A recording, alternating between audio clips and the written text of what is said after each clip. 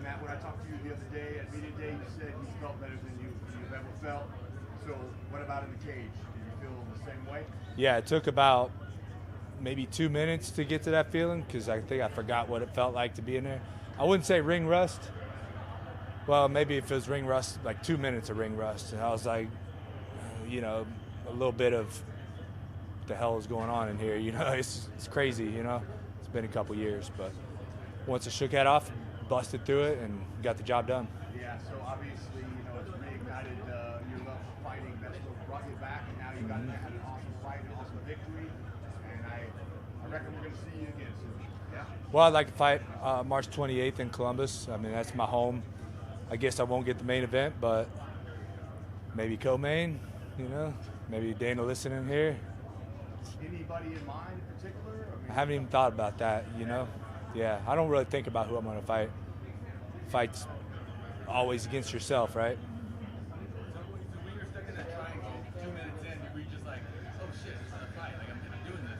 Like, what you're thinking? No, I was thinking, the techniques, right? Like, what do I need to do to get out of this? And, I wasn't in a precarious spot, but if I made a small mistake, it was going to be a very precarious spot real quick. So I was trying to think of my next couple moves, and fortunately, I did the right things and prevented any further damage in there.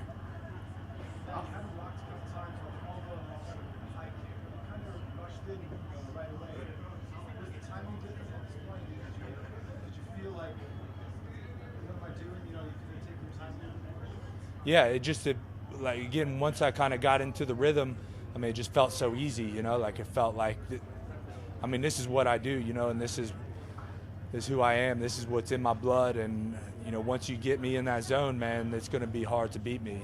You guys all know I've won some, I've lost some. But, once I get in that zone, man, there's not too many guys that can beat me.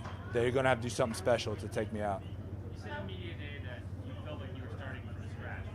Yeah. Zero. Now you've had that first fight, you've got the victory. Do you still feel that way? Do you still feel like this is like... I'd like to keep that feeling. We'll see if it keeps going, but we got to play it by ear. I'm not going to force anything. I'm going to let it be organic. Talk about being in the zone. How much does Mark Wahlberg? Mark's the man, the greatest. And that's just when you talk about that, that's not just during the fight, but every day in practice. He brings that energy into the room that gets you motivated and gets you fired up, and that's what it's all about, is that daily grind. How much did it help having him here for fight week and kind of loosen you up a little bit? Mark's a character, Yeah. He takes you out of your comfort zone a little bit. Yeah, he likes to do that.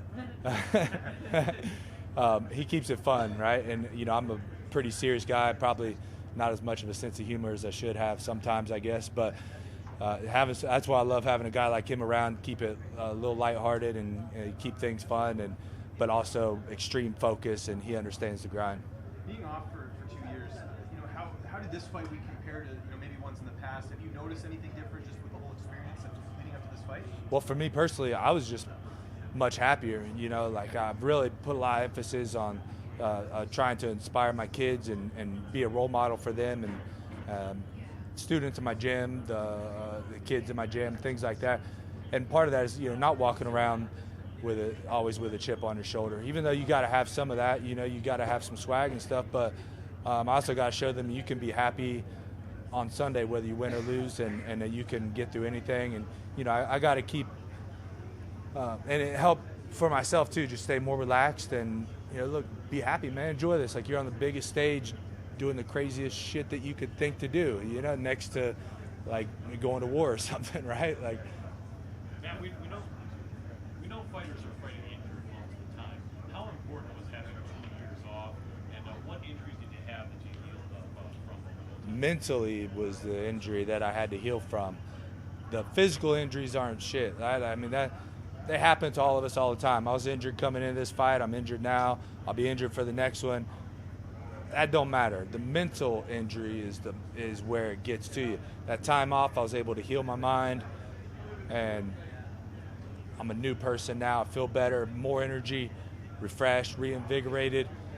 And if I decide that I want to pursue a championship in this division, they better watch the hell out. I don't know if it's what I want to pursue with my life right now. I want to take it one fight at a time, enjoy my life, enjoy my time with my kids. But if I decide to, I'm a serious threat to these sons of bitches. Just a caveat to James' question about fight week, after a 3-year layoff. Obviously, it's 2 years, it's also 2 years of age. Does that make any difference on the weight cutting part of it at all? Or? This was the best weight cut I've ever had. My weight was on point. Everything, but it was just spot on. I mean, I couldn't have asked it to be any better, and it's probably because I wasn't cutting weight every 3-4 months, and I handled this entire process very businesslike, very regimented, whereas before it was like, I'm going through the motions again, got to fucking cut weight again, man, So this time it was much more professional. I got a new mindset for it. My mind's clear. It's consolidated. I know exactly what I want. I know where I'm at. I know who I am, and I know what I can do. Just one more for me. I remember when you first went to Colorado and we talked, and one of the things about your move out there was that you just had a gym with a ton of talent in it. It was kind of one of the reasons that led you there. Now that you're back, what's changed back home? Do you have high-level guys more so than you did before? So we have less high-level guys, and ultimately I think it's more of a hindrance than a help. Like that wasn't what I needed. I didn't need all the high-level guys. I didn't need to go to war every day and have egos and fighting amongst one another. What I needed was in here. So I came back home, fixed in here, and fought better. What was it specifically that things Long story. Read my book one day. You've had a lot of success, like outside the cage in the business world with your gym, and just a lot of things that have gone right for you. How much has that translated to your fight career and also this win tonight as well? Just things, really firing. Well, I learned a lot from starting a business.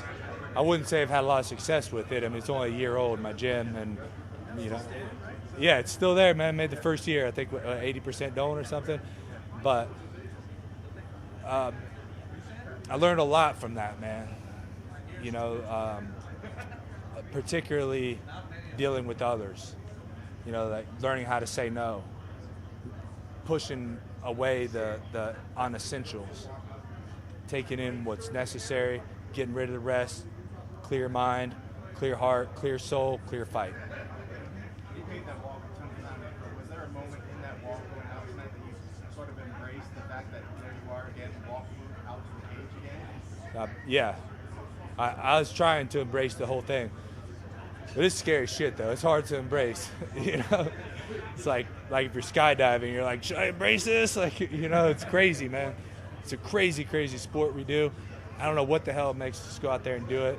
But I hope that, people can do great things, see what I do, and it can help them to do great things. What made you wake up one morning and go, I'm getting back to the grind, I'm going to do it? Yeah, that was, it certainly wasn't a one morning thing. I think I realized how good I really was. With that time off, I tore my ACL too, and that was time off, like real time off, not in the gym, not rolling around, not hitting pads. And then I got back to it, and I'm teaching other people and helping the gym. And I realized, like, dude, I know what the hell I'm doing. Like, I'm pretty good at this. This is what I'm made to do. I got to go do it. I got the opportunity to go do it on this stage. Did you reach out to Dana, or did somebody? Or Sean Shelby, yeah. Yeah. So when you were coaching, how has coaching made you a better fighter? Well, that's part of consolidating, right? Coaching most of the time, the vast majority of the time, especially with a young gym like mine, we're not coaching UFC fighters, world-class athletes right now. So you're like, getting all the way back to those basics. And again, that's what I think I really did in preparation for this fight and in life in general. Just get back to the basics, get back to who you are. And you can't never make those good enough. I'm sure it's the same in your guys' career, right? Like the fundamental basics is what makes the greats, not the garbage, over here. When do you make the decision if you're back and that you want more? Because perhaps I heard it wrong. You made it sound like if you decide to come back in the division, you stick with the division.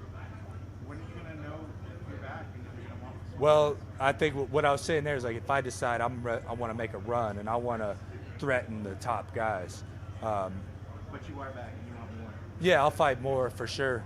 But there's different paths, different careers, and different junctures, and some people are fighting just for a paycheck, or some people are fighting just to have another fight or retirement fight. A lot of different things. Not everybody's fighting, to get to a title fight or whatever. And I'm just saying, if I decide to do that, I will threaten all these guys. There's no doubt in my mind. I have it in me to do it. But that's a different lifestyle than fighting because you enjoy it too. How does Matt Brown of almost 2020 compare with Matt Brown in 2010? Well, in 2010, I hated everybody, everyone, and I was angry all the time. I had a chip on my shoulder.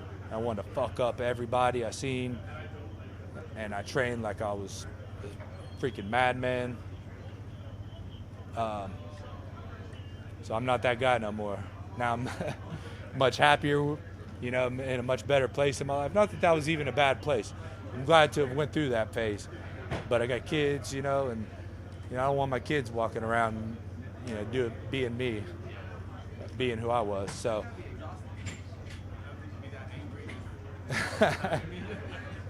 yeah, I had a lot of energy. Yeah, I mean, I'm sure you guys seen it. If any media guys were around back then. Yeah, I had a hard time, putting sentences together. I'm just like, dude, like I'm ready to fuck someone up, man. I don't be talking to you. But that also, it got me to where I was at, and now I use that energy specifically. Now I still have that same energy. I still got a lot of, anger and rage and stuff, but I use it positively.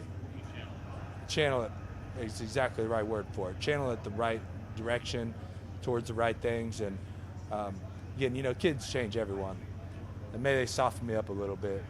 I don't know. The grappling also, I think, you're much better grappler now. Way better grappler. My coach over there, Cameron, changed my life, man. Much better. If he wasn't here, I wouldn't have won this fight tonight. I'll just put this out in the universe. I would like to see you against the winner of this fight that's happening right now. That's Jeff Neal, Mike Perry, because there will be violence. I can see that. Yeah, we'll see what happens. I'll fight anyone, though. I mean, I don't. You can ask Sean Shelby. Like, I don't ask for names. I tell him, you don't even have to tell me the name. Just send me the date. I don't care. Like the fight is about myself. It's not about the person standing across the cage. Absolutely.